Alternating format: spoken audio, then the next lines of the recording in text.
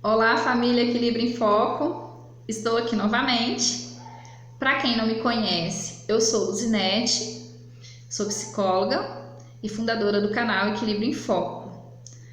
Estou aqui para responder mais um comentário, do primeiro vídeo que eu fiz explicando sobre o canal.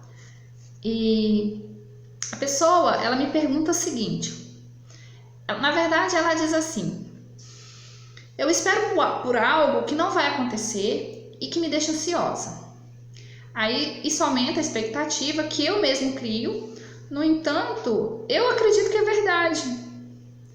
Tem alguma saída para me ajudar, para eu focar no meu plano terrestre e esquecer o plano mental? Primeiro ponto: como focar no plano terrestre, Nós vamos começar falando do pensamento. Primeira coisa que você precisa pensar é sobre o seu pensamento. E se você sabe que o seu pensamento, o que você está pensando não é real, que é um plano imaginário, então você precisa fazer uma avaliação desse pensamento seu, Porque caso contrário, você vai ficar o tempo todo só idealizando. Então, para você focar no seu plano terrestre, você precisa primeiro saber qual plano é esse? O que você tem planejado? O que você tem em mente para o seu plano terrestre? O que vai ajudar você a colocar esse plano em ordem e realizar esse plano, certo? A nossa mente, às vezes ela vem com um turbilhão de coisas, com um turbilhão de pensamentos, e que se nós não pararmos, pensar, caramba, o que é isso? Por que esse monte de pensamento? O que é real? O que é imaginário? E distinguir isso, realmente vai gerar uma crise de ansiedade, porque são muitas coisas ao mesmo tempo, E a pessoa ainda por cima cria expectativa, Então não dá para dominar tudo isso se você não parar para pensar sobre os seus pensamentos, E você acredita que as coisas vão acontecer, mas depois você sabe que não é verdade. Então você está acreditando em algo que não existe, que não é real, Por isso que vem a frustração. Porque se você acredita em algo que é real, que é possível, de ser realizado e que depende de você, é mais fácil que você consiga realizar. Mas quando você idealiza algo que é do outro, que não depende de você, você não tem controle sobre aquilo, você simplesmente cria expectativa e se frustra, Porque é bem isso, não dá. Quando diz do outro, não dá. Agora, quando diz de você, aí você pode tentar, realizar aquilo que você está planejando, certo? Então, em primeiro lugar, é focar no seu plano terrestre. Não adianta nada você ficar idealizando, Como você disse, como que eu faço? Primeira coisa é se você não consegue sozinha pensar sobre os seus pensamentos, você precisa buscar a terapia, porque a terapia cognitivo-comportamental, ela vai te ajudar, ela vai ter técnicas que vai fazer com que você elabore os seus pensamentos de acordo com o que você está vivendo, com a situação que você está vivendo, e a partir daí você vai modelando o seu comportamento e vai mudando as suas vivências, Então não precisa se preocupar, mas eu sozinho não consigo. Existe a terapia para ajudar você a fazer isso, certo? Os pensamentos automáticos, eles estão aí, Eles estão aí o tempo todo. O que seria um pensamento automático? Vamos supor, hoje é dia dos namorados. Aí aquela pessoa fica o tempo todo esperando o outro mandar mensagem, mandar presente. Aí, tipo assim, passou o dia todo, a pessoa não mandou uma mensagem, não falou nada, não chamou pra sair. Não tá dando pra sair agora na quarentena, mas não programou nada. E aí você fica naquela ansiedade toda. E vem aquele pensamento automático: ele deve ter me esquecido, ele deve ter outra, eu não presto mesmo, sei lá, eu acho que ele vai me deixar. Aí quando passou o tempo, você ficou com aquele monte de pensamento, aquele turbilhão de coisas na sua cabeça. Quando é de tarde ou à noite, a pessoa te liga e fala para você que não teve tempo, que passou mal, ou que o trabalho foi muito difícil e que vai marcar um outro dia para se encontrar. E aí? Você ficou idealizando coisas que não tinha nada a ver com a situação, né? Só porque foi uma data comemorativa. Só um exemplo, gente, peguei o Dia dos Namorados, né, que é hoje. Enfim, vamos lá. Então, nós precisamos pensar no que é real, né? Se a pessoa não te mandou mensagem, manda mensagem para ela. Simples assim. O que acontece com a ansiedade? A ansiedade, ela é gerada a partir de vários fatores. Muitas coisas podem desencadear a ansiedade. E as expectativas que nós criamos, elas são, sim, um dos principais fatores. Mas vamos lá.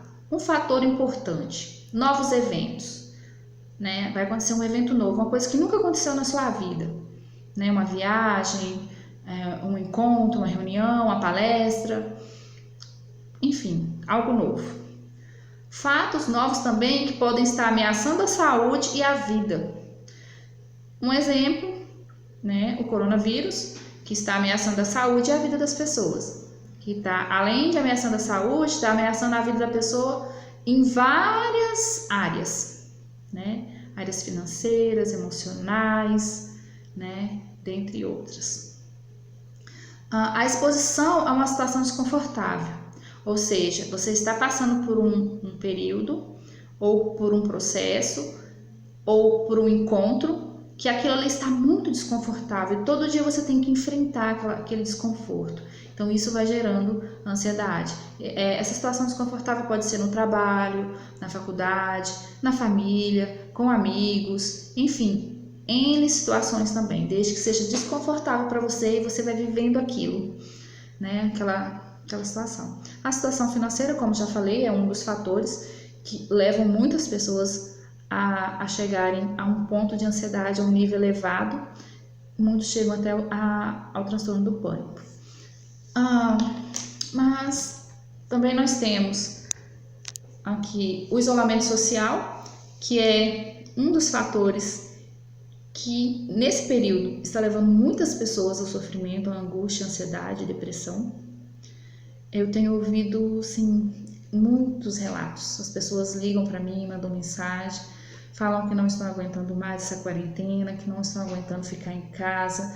Até aquelas que gostavam de ficar em casa já estão sentindo falta de sair, falta de encontrar os amigos, da família, ir à igreja, andar pela rua tranquilamente, porque as pessoas andam com medo, né?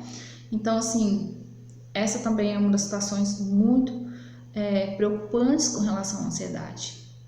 Então, tipo assim, você pode ficar em casa na quarentena, mas tente não se isolar, tente comunicar com as pessoas que você ama, aproveite esse tempo para isso. Frustração, expectativa, eu já falou sobre isso. A expectativa é uma das primeiras, nossa, ela acaba com a gente quando a gente cria uma expectativa e aí não acontece. Ai, que raiva, né? Que raiva, muita gente faz até coisas que não deviam fazer porque a ansiedade leva as pessoas a ficar nervosas, ou tristes, ou agitadas, enfim. A restrição de movimentos corporais, as pessoas hoje em dia elas estão pensando muito com relação ao corpo e muitas vezes muitas pessoas perdem algum membro do corpo, se sentem restringidos com relação ao corpo, em sair, em se apresentar. São N questões, né? Há uma preocupação muito exagerada com relação ao corpo. Muitas pessoas não se sentem bem com o corpo que tem, não se sentem bem em se apresentar, em se movimentar. E tem aquelas que perdem, né? Perdem realmente alguma parte, passam por esse processo. Pessoas que passam por processo de luto, né? De perda. Qualquer perda, gente. A perda deixa a gente ansioso. O medo de perder deixa a gente ansioso, né? E também a privação de relação amorosa. É uma das situações que deixam as pessoas muito ansiosas. Ninguém quer ficar sozinho, todo mundo quer ter uma companhia, quer quer ter alguém para trocar ideia, conversar, sair, passear, divertir, vivenciar, enfim. Os sintomas da ansiedade, elas podem ser variados, mas os mais conhecidos: taquicardia, agitação motora, taquipneia, que é a aceleração do ritmo respiratório, alteração das funções vitais, rebaixamento dos músculos da bexiga e do intestino. Essa aqui é legal entre aspas, né? Legal no sentido assim, eu lembro no tempo da faculdade, quando a gente ia apresentar trabalho, gente, era assim, um atrás do outro no banheiro. A gente ia passar por uma situação de prova, de avaliação, tinha que apresentar um trabalho, a gente ficava muito ansioso mesmo. E eu lembro que tinha coisas que era até engraçada. Tinha uma amiga que ela ria, ela falava assim, gente, eu tenho que ir no banheiro, e a gente ria porque ela falava de forma engraçada. Era divertido, mas era uma ansiedade que corroía a gente por dentro, de verdade, que mexia com o nosso intestino, com a nossa bexiga, e é isso aí. A autoestima rebaixada, muitas pessoas sentem, né? Sudorese excessiva, boca seca. O paciente ele pode se tornar poliqueixoso, ou seja, ele começa a reclamar muito de dores físicas, dores musculares, fadiga, cansaço excessivo. Gente, dores assim, ó, nossa, dá um peso nas costas, na coluna, né? E em outras partes do corpo também, no estômago. Nós somos psicossomáticos, né? O corpo ele tem uma relação totalmente ligada com a mente, e quem falar que isso não existe não entende de corpo e mente. A ansiedade ela pode ser pequena, moderada e grave. Pequena, aquela fisiológica, aquela do desenvolvimento, aquela que nós herdamos dos nossos antepassados. E, gente, vamos falar a verdade, tá? Eles tinham que ter ansiedade para sobreviver. Se nós estamos vivos hoje, é porque os nossos antepassados tiveram ansiedade para fugir do perigo, para vivenciar tantas coisas que aconteceram nesse percurso histórico até o que nós somos hoje. A moderada já é uma patologia, né? Porque ela impede o indivíduo de visualizar as coisas como elas são. A pessoa perde um pouco a noção daquilo que é real, além do momento. Ela não consegue perceber, ela exagera em tudo. Já começa a exagerar em tudo, porque isso tá assim, tá demais, não sei o quê, porque vai acontecer isso e vai ser pior. E aí a pessoa vai generalizando e vai...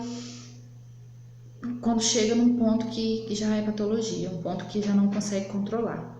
A grave, ela já apresenta sintomas múltiplos, assim, vários sintomas, que pode ser a sudorese, taquicardia, tremor, medo excessivo, ou até paralisante, né? Tem pessoas que têm medo e paralisam. E uma crise grave, a pessoa também pode ter náuseas e falta de ar, muita falta de ar. A ansiedade patológica, nesse tipo de ansiedade, a pessoa ela não consegue tomar decisão, ela fica tão paralisada com relação aos problemas que ela não consegue, ela perde até a concentração. Por isso que muitas vezes as crianças, quando estão na escola, jovens, adolescentes, que sofrem do transtorno de ansiedade, ela não consegue concentrar na matéria, não consegue aprender, não consegue focar ali naquele momento.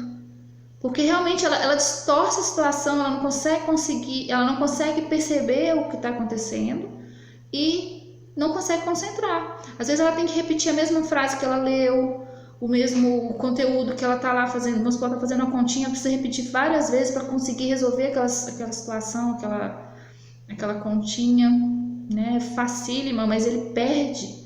Né? Facílimo no sentido assim, talvez ele já sabe fazer, mas ele perde a concentração. E é isso. O paciente ele procura também evitar problemas que ele precisa tomar decisões. Ele fica indeciso, ele não sabe o que fazer com relação às novas decisões que ele tem que tomar. No transtorno de ansiedade generalizada, que é o TAG, há uma preocupação irreal e exagerada com as coisas e circunstâncias da vida, com tudo na vida. Generaliza. Quando a gente fala generalizar, é tudo, gente. Preocupa com casa, com filho, com emprego, com roupa, com sair de casa, com pegar o ônibus, com tudo. Com que livro que vai comprar, que vai ler, não sabe decidir se fica no emprego, se não fica, generaliza tudo, não consegue pensar, parar, observar o que está acontecendo, né? Ela junta tudo numa coisa só, né? E a pessoa fica bastante... É a fase que chega na crise mesmo, assim, a pessoa não consegue se controlar, não consegue fazer nada, não consegue concentrar. É uma patologia muito séria. E isso pode ser lento. Pode parecer que a pessoa só está preocupada em cuidar das coisas da vida, mas aí isso vai acelerando, entende? E muitas vezes precisa de medicamento, né? O nível de ansiedade às vezes pode fazer com que a pessoa precise de medicamento para poder diminuir um pouco. Os transtornos de ansiedade, eles podem ser uma síndrome, simplesmente, de ansiedade. Pode ser um transtorno de pânico, pode se tornar uma síndrome do pânico. E pode ser uma síndrome mista de ansiedade e depressão. Então, a ansiedade ela tem várias classificações, né? Não é uma coisa simples, não é uma coisa que... Ai, tô com ansiedade. Não é isso. É coisas recorrentes, né? Precisa ter uma avaliação, precisa saber o contexto, o que está passando na vida da pessoa, certo? Então, nós vamos ficar por aqui. Eu era uma pessoa muito ansiosa, muito mesmo. Até para pegar o ônibus eu ficava pensando o que eu ia falar com o motorista ou com o trocador, o que eu ia falar quando eu chegasse no lugar que eu ia chegar. Enfim, um grande abraço a todos, espero que vocês gostem. Não esqueça de curtir, compartilhar, se inscrever e acionar o sininho, tá bom? Eu sempre esqueço de falar isso. Beijo, tchauzinho!